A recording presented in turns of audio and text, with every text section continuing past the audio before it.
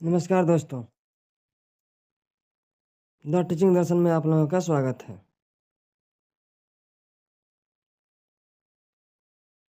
देखते हैं आज का करंट अफेयर्स,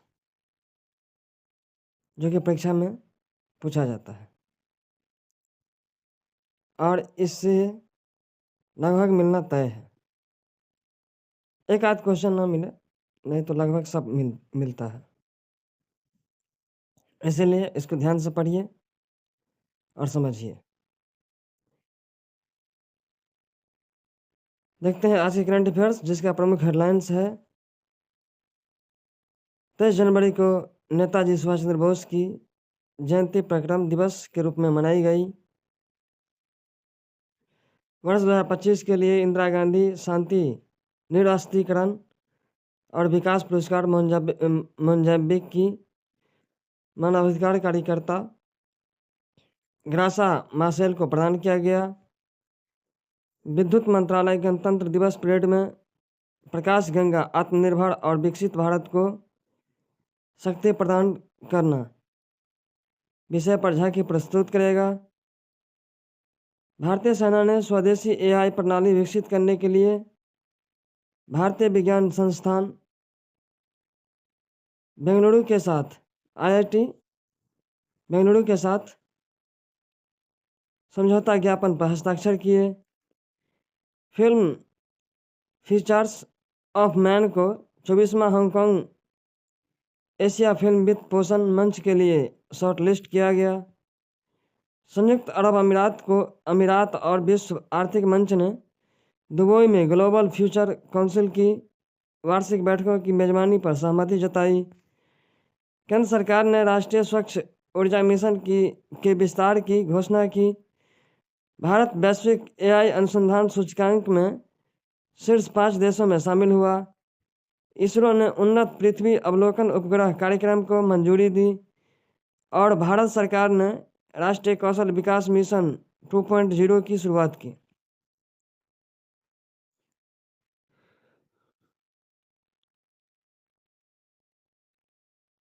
नेताजी सुभाष चंद्र बोस की जयंती किस दिन पराक्रम दिवस के रूप में मनाई जाती है?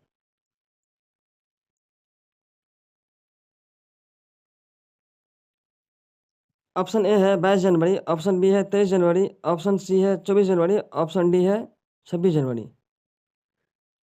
तो नेताजी के जन्मदिन पर ही पराक्रम दिवस मनाया जाता है,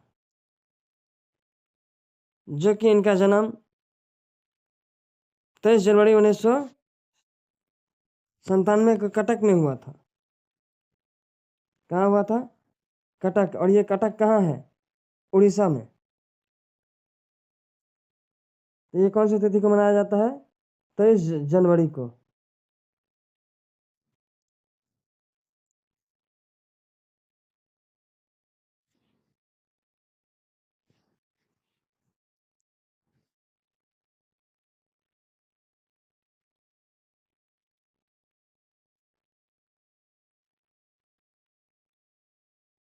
नेताजी सुभाष चंद्र बोस का जन्म 23 जनवरी 1897 को कटक के उड़ीसा में हुआ था।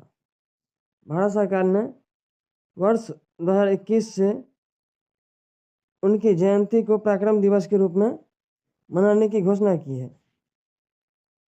इसका उद्देश्य है युवाओं में देशभक्ति और साहस, बलिदान की भावना को प्रेरित करना।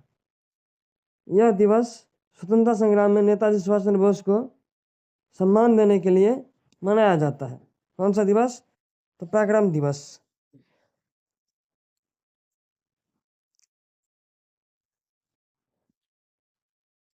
दो नंबर क्वेश्चन है,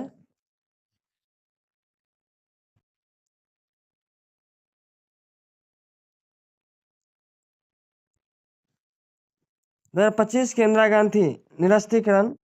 गांधी शांति निरस्त्रीकरण और विकास पुरस्कार किसे दिया गया है? ऑप्शन ए है मलाला यूसुफजई, ऑप्शन बी है ग्रेटा थनबर्ग, ऑप्शन सी है ग्रासा मासेल, ऑप्शन डी है एंजेला मार्केल। तो इसका सही आंसर ऑप्शन सी हो जाएगा। ये जो दिया गया है इंदिरा गांधी शांति निरस्तीकरण पुरस्कार, ये दिया गया है ग्रासा मार्शल को, जो कि ग्रासा मार्शल मोजाम्बिक देश है जिसके प्रसिद्ध मानवाधिकार कार्यकर्ता है, और यह उन्हें शांति की स्थापना के लिए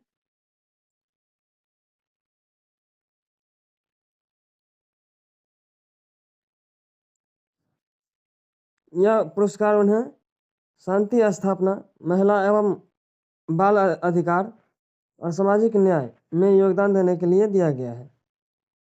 यह पुरस्कार अंतर्राष्ट्रीय स्तर पर मानवता और शांति के लिए कार्य करने वाले को दिया जाता है। विद्युत मंत्रालय की गणतंत्र दिवस झांकी का विषय क्या है? इस बार विद्युत मंत्रालय का भी झांकी रहेगा और ऑपरेशन सिंदूर का भी झांकी रहेगा। बिहार में मधुबनी मखाना है, उसका भी झांकी रहेगा। तो इस बार की झांकी देखना ना भूलें, क्योंकि रोचक और नए तकनीक पे आधारित है।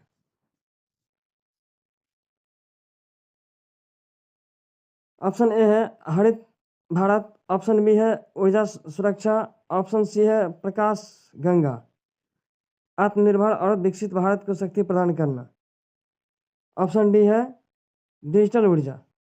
तो इसका सही आंसर ऑप्शन सी हो जाएगा, जो कि प्रकाश गंगा, आत्मनिर्भर और विकसित भारत को शक्ति प्रदान करना। इस बार के विद्युत मंत्रालय के द्वारा जो झांकी प्रस्तुत किया जाएगा वो ऑप्शन सी।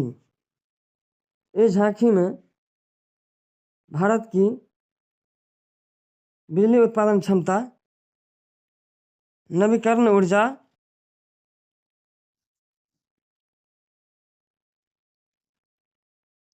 और ग्रामीण विद्युतीकरण को दर्शाया जाएगा। यह आत्मनिर्भर भारत, विकसित भारत 2047 की अवधारणा को प्रदर्शित करती है।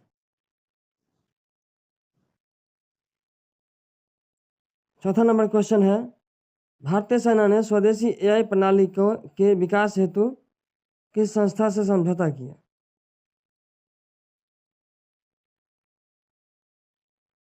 ऑप्शन ए है आईआईटी दिल्ली, ऑप्शन बी है डीआरडीओ, ऑप्शन सी है आईएससी बेंगलुरु, ऑप्शन डी है इसरो।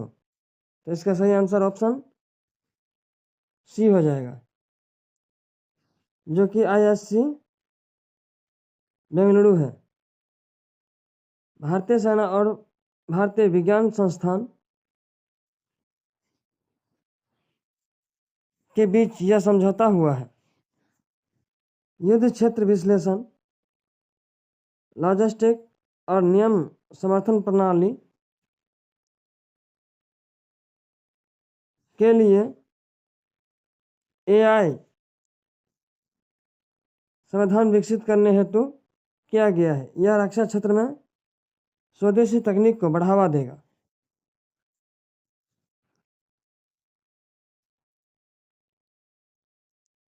अगला क्वेश्चन है, फीचर्स ऑफ मैन को किस अंतर्राष्ट्रीय मंच के लिए शॉर्टलिस्ट किया गया है? ऑप्शन ए है Cannes film festival, option B है Berlin film festival, option C है हांगकांग एशिया फिल्म वित्त पोषण मंच, ऑप्शन डी है वेनिस फिल्म फेस्टिवल। तो ऑप्शन इसका सी हो जाएगा, जो कि फीचर्स ऑफ मैन को जो अंतर्राष्ट्रीय मंच शॉर्टलिस्ट किया गया है उसमें हांगकांग एशिया फिल्म वित्त पोषण मंच को किया गया है। किसको किया गया है? तो हांगकांग एशिया फिल्म वित्त पोषण मंच को। यह मंच एशिया की उभरती फिल्मों को अंतर्राष्ट्रीय निवेश, सह निर्माण अवसर प्रदान करता है। क्या करता है? प्रदान करता है। भारतीय सिनेमा की वैश्विक पहचान बढ़ाने में यह चयन महत्वपूर्ण है।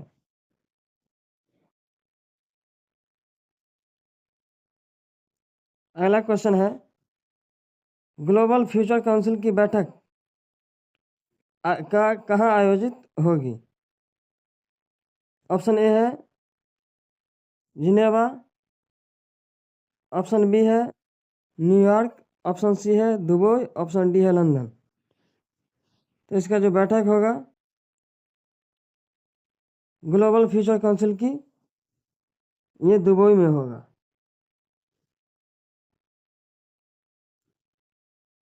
संयुक्त अरब अमीरात और विश्व आर्थिक मंच WEF वर्ल्ड इकोनॉमिक फोरम ने अगले 5 वर्षों तक दुबई में इन बैठकों की मेजबानी तय की है। इन परिषदों में वैश्विक चुनौती और भविष्य की नीतियां पर चर्चा होती है।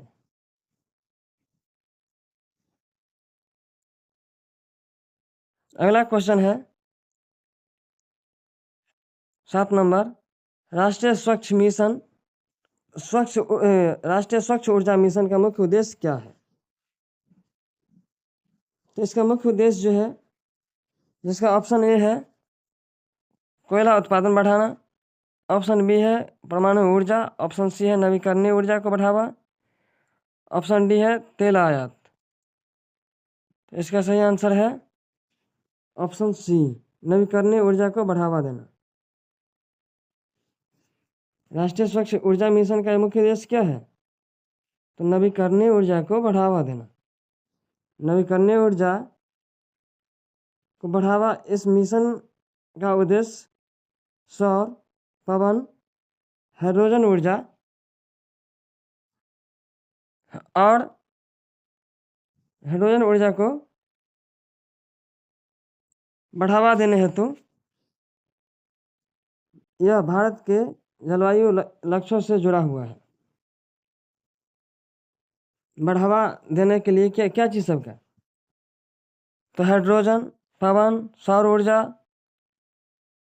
ये सब नवीकरणीय ऊर्जा है। इन सब का बढ़ावा दिया गया है, जिससे राष्ट्रीय स्वच्छ ऊर्जा का मिशन का उद्देश्य हो। 8वां क्वेश्चन है, भारत AI अनुसंधान सूचकांक में किस श्रेणी में पहुंचा है? ऑप्शन ए है शीर्ष 10, ऑप्शन बी है शीर्ष 8, ऑप्शन सी है शीर्ष 5, ऑप्शन डी है शीर्ष 3। तो इसका सही आंसर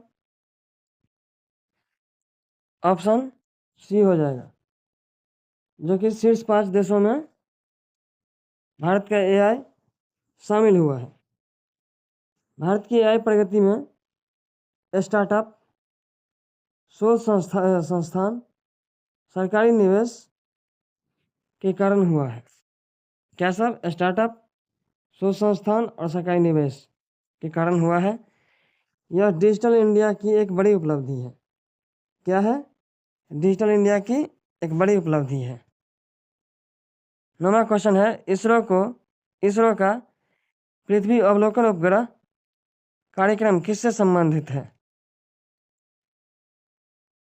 ऑप्शन ए है संचार से, ऑप्शन बी है रक्षा से, ऑप्शन सी है जलवायु और ऑप्शन डी है नेविगेशन। तो इसका सही आंसर ऑप्शन सी हो जाएगा, जलवायु और संसाधन निगरानी। इसरो का पृथ्वी अवलोकन उपग्रह कार्यक्रम किससे संबंधित है? तो जलवायु और संसाधन निगरानी से संबंधित है।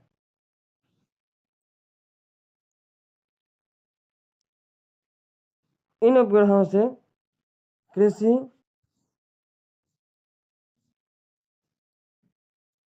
आपदा प्रबंधन और मौसम पूर्वानुमान के में सटीक जानकारी मिलेगी। क्या क्या होगा? तो आपदा प्रबंधन में, मौसम को पूर्वानुमान लगाने में, इसकी और कृषि में भी इन सब में इनका फायदा होगा। किससे? तो इसरो के पृथ्वी अवलोकन जो उपग्रह कार्यक्रम चल रहा है इससे। 10वां और अंतिम क्वेश्चन है, राष्ट्रीय कौशल विकास मिशन 2.0 का उद्देश्य क्या है? ऑप्शन ए है सरकारी नौकरी, ऑप्शन बी है युवाओं का उद्योग उन्मुख कौशल, ऑप्शन सी है केवल आईटी प्रशिक्षण, ऑप्शन डी है विदेशी रोजगार। तो इसका सही आंसर ऑप्शन बी हो जाएगा, जो कि युवाओं को उद्योग उन्मुख कौशल के लिए राष्ट्रीय कौशल विकास मिशन 2.0 का उद्देश्य 2.0 चलाया गया है।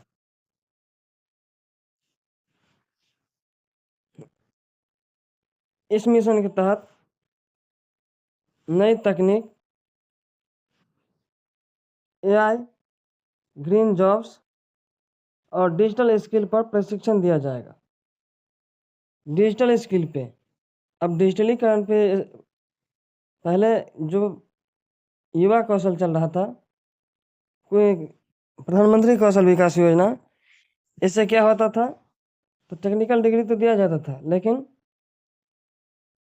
आपको कंप्यूटर पे, मोबाइल पे, इसके बाद मैकेनिकल के, सिलाई कढ़ाई, इस सब का, लेकिन अब जो हो जाएगा वो तकनीकी बेस पे होगा, जैसे AI, green job, digital skill, इस सब में प्रशिक्षण दिया जाएगा। इससे क्या होगा, तो रोजगार का सृजन किया जाएगा।